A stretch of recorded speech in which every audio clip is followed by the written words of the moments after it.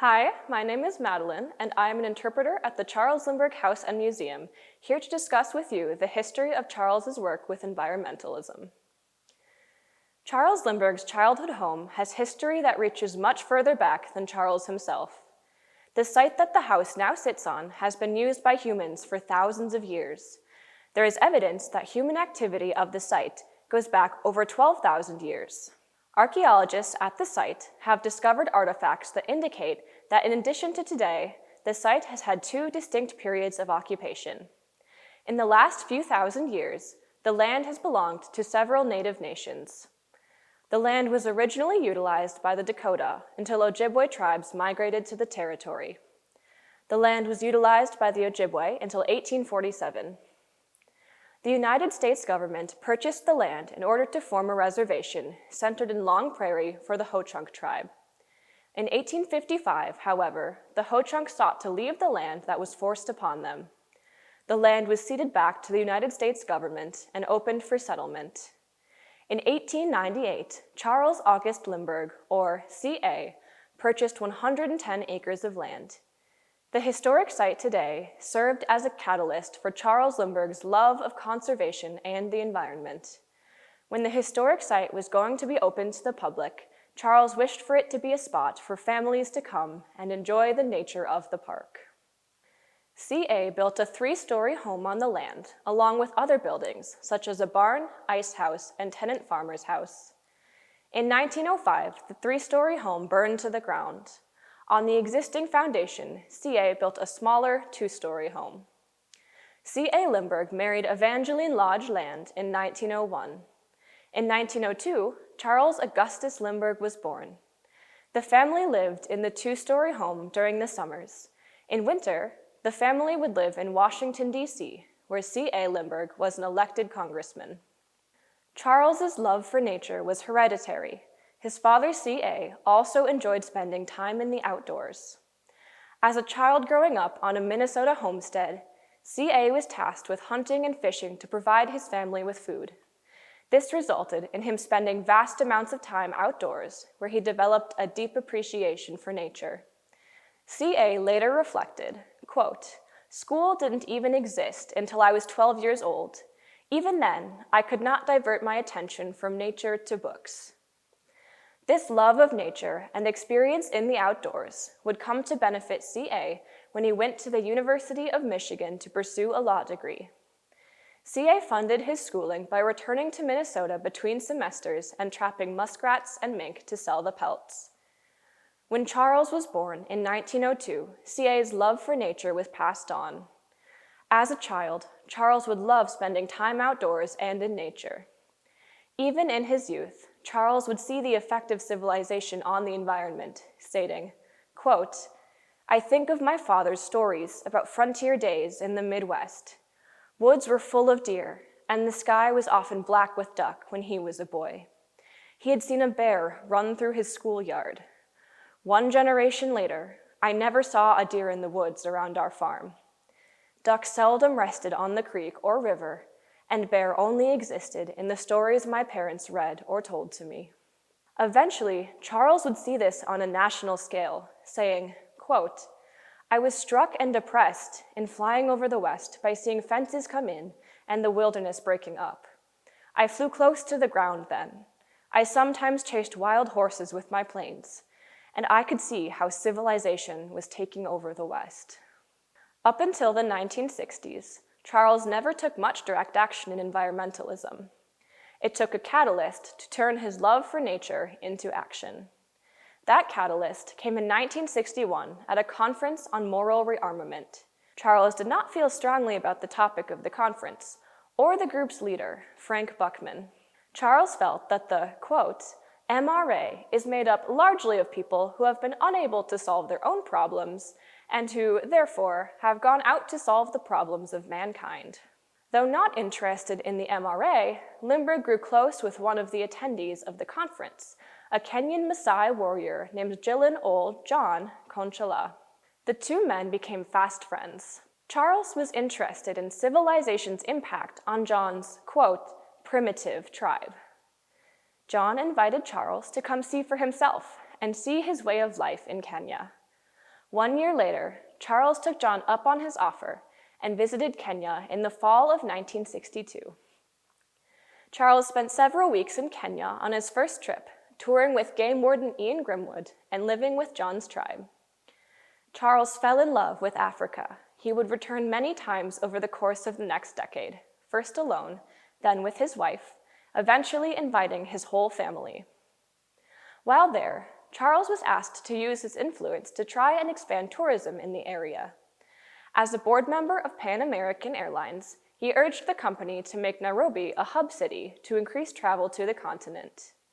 In his numerous travels to Africa, Charles contemplated the question he had originally asked John. In 1964, he wrote an article in Reader's Digest titled, "Is Civilization Progress?"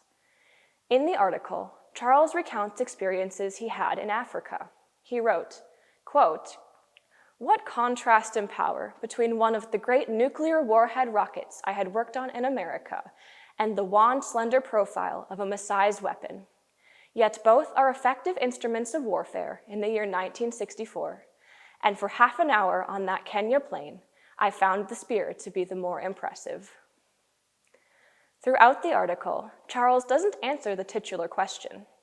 However, Charles gives his thoughts on if civilization is truly progress by stating, quote, "The final answer will be given not by our amassment of knowledge, or by the discoveries of science, or by the speed of our aircraft, but by the effect our civilized activities have upon the quality of our planet's life, the life of plants and animals, as well as that of men." Throughout the 1960s and early 1970s, Charles assisted in conservation efforts all over the globe, in collaboration with many well-known conservation organizations. He took interest in the IUCN, or the International Union for the Conservation of Nature and Natural Resources. As a Pan American Airlines board member, Charles flew all over the world, which he was able to use to his advantage. While traveling, he sent reports to the IUCN that cataloged countries' exotic animals and lists of government officials sympathetic to conservation. Charles also assisted the World Wildlife Fund, a subsidiary of the IUCN, and eventually became a board member. Throughout this time, Charles spoke out on many occasions to protect wildlife around the world. One species Charles worked heavily to protect were whales. In the 1960s, commercial whaling had pushed many species of whales to endangerment. Charles first wrote to the governments of the USA, Japan, and Peru, asking them to ban whaling in an attempt to save their populations. When this did not have the desired effect, he traveled to Peru and met with the president to discuss whale conservation. Charles soon found out that the company whaling off the coast of Peru was located in Minneapolis. After this revelation, Charles sent a letter to the company's chairman. Charles's dedication resulted in a ban on catching endangered species of whales for 2 years. Another area that caught Charles's interest was Indonesia, specifically the Ujung Kulon Peninsula. In 1967, Charles traveled there along with members of the Indonesian government and spoke on the importance of conservation. Upon leaving, Charles found that the government had begun taking conservation measures and increasing poaching penalties. Today, the peninsula is a reserve, which is home to the last few Javan rhinoceroses. Charles also used his fame and friends in the US government to benefit conservation. In 1964, Charles was made aware of plans to build a United States airbase on the island of Aldabra, a breeding ground for rare species such as the giant land tortoise, green turtle, and flightless rail. Charles took action and wrote to the Secretary of Defense, Robert McNamara, to consider alternate locations for the base. Charles's dedication to the preservation of endangered species resulted in the United States military moving its base. During the Vietnam War, Charles heard that US soldiers were shooting animals and sending them home as trophies. In response, Charles called the Army Chief of Staff. Eventually, the Army prohibited US soldiers shooting wildlife in Vietnam. Perhaps one of the most notable impacts that Charles had on conservation happened in 1968. Charles had heard news that a bill protecting the Arctic wolf population in Alaska was set to fail. Charles quickly organized a trip and gave a speech to the Alaskan legislature, his first public speech in 27 years, defending the bill. In subsequent, the bill was passed. One representative called it, quote, "nothing short of a miracle." In the late 1960s and early 1970s, Charles took many trips to the Philippines. The first time Charles went to the Philippines, he went with the intention of spreading awareness for the tamaraw, a small buffalo native to the nation. Charles succeeded in his goal. A reserve was created to protect the tamaraw population. While there, Charles also learned of the monkey-eating eagle, also known as the harpy eagle. Charles, along with Filipino scientist Dr. Dioscoro Rabor, succeeded to establish protections for the eagle through the Monkey-Eating Eagle Conservation Program in 1969. For his accomplishments, Charles would be awarded a presidential plaque of appreciation from the President of the Philippines, Ferdinand Marcos. During his trips to the Philippines, Charles would become involved in another organization, PANAMIN, or the Presidential Assistant on National Minorities. PANAMIN sought to protect the culture and identity of the various native groups scattered throughout the Philippines.